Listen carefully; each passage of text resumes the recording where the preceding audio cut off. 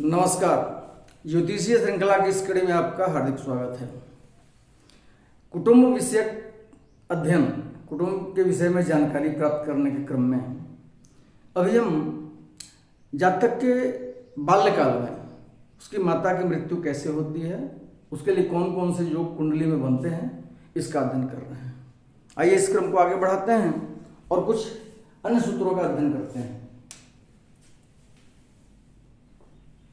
यदि जातक का दिन के समय का जन्म हो और मंगल शुक्र से पंचम अथवा नवम स्थान में बैठा हो, अर्थात शुक्र से त्रिकोण में पंचम भाव में या नवम भाव में मंगल बैठा हो तथा चंद्रमा निर्बल हो और वैसा चंद्रमा पापग्रह से दृष्ट हो, पापग्रह वैसे चंद्रमा को देखता हो, निर्बल चंद्रमा को, तथा उस पर शुभ ग्रह की दृष्टि नहीं पड़ रही हो, तो जातक की माता की मृत्यु होती है।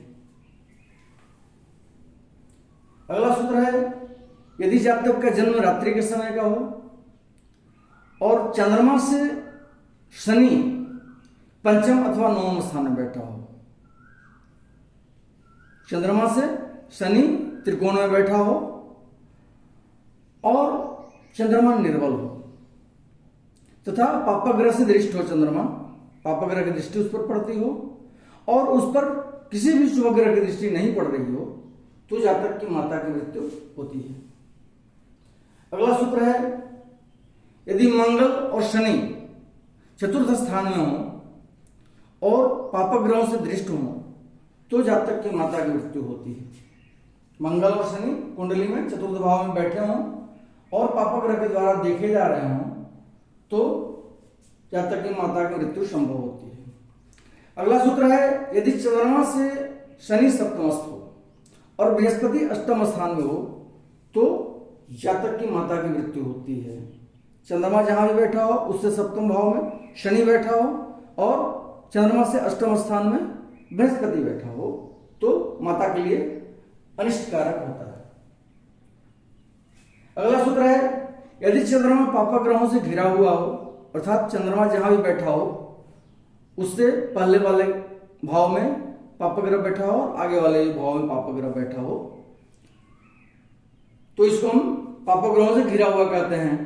यदि चंद्रमा पापग्रहों से घिरा हुआ हो अथवा पापदृष्ट हो, चंद्रमा पापग्रह के द्वारा देखा जा रहा हो, या शुक्र पापग्रहों से घिरा हुआ हो अथवा शुक्र पापग्रह से युक्त हो, उसके साथ पापग्रह बैठा हो या पापग्रह से दृष्ट हो, तो माता की मृत्यु होती है।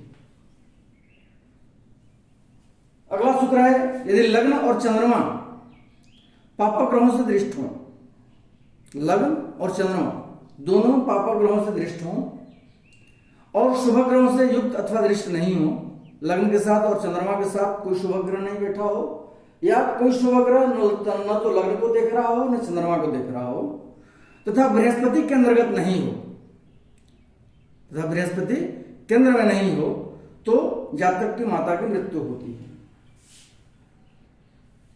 अगला सूत्र है, यदि चंद्रमा पर पापग्रहों की तृतीय दृष्टि पड़ती हो और शुभ दृष्टि से वंचित हो, तो माता की मृत्यु होती है। चंद्रमा जहां भी बैठा हो उससे एकादश भाव में पापग्रह बैठा हो,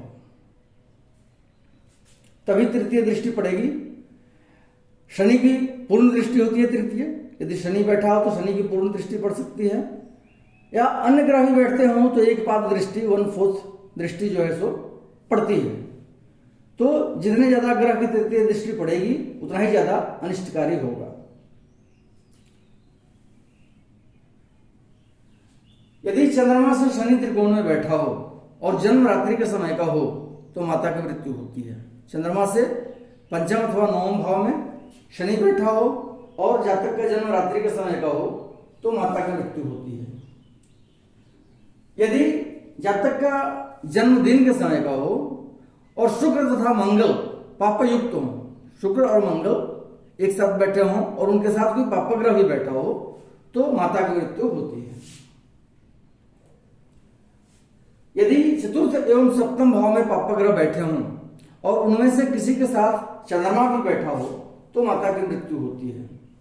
कुंडली में चतुर्थ भाव में और सप्तम भाव में, दोनों में स्थान में पाप ग्रह बैठे हों और दोनों में से किसी के साथ या तो चतुर्थ भाव में या सप्तम भाव में चंद्रमा भी बैठा हो तो जातक की माता की मृत्यु होती है।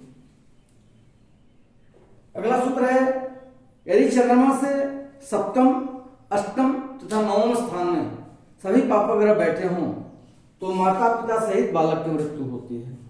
चंद्रमा जहां भी बैठा हो उससे सप्तम स्थान में, अष्टम स्थान में तथा नवम स्थान में, इन्हीं तीनों स्थानों में सभी पाप ग्रह बैठे हों तो वैसे जातक की मृत्यु माता पिता के साथ ही हो जाती है। बालक की मृत्यु भी होती है और उसके माता पिता की ही मृत्यु हो जाती है। बाल्यकाल में माता की मृत्यु से संबंधित कुछ अन्य सूत्रों को लेकर हम पुनः अगले वीडियो में उपस्थित होंगे। नमस्कार।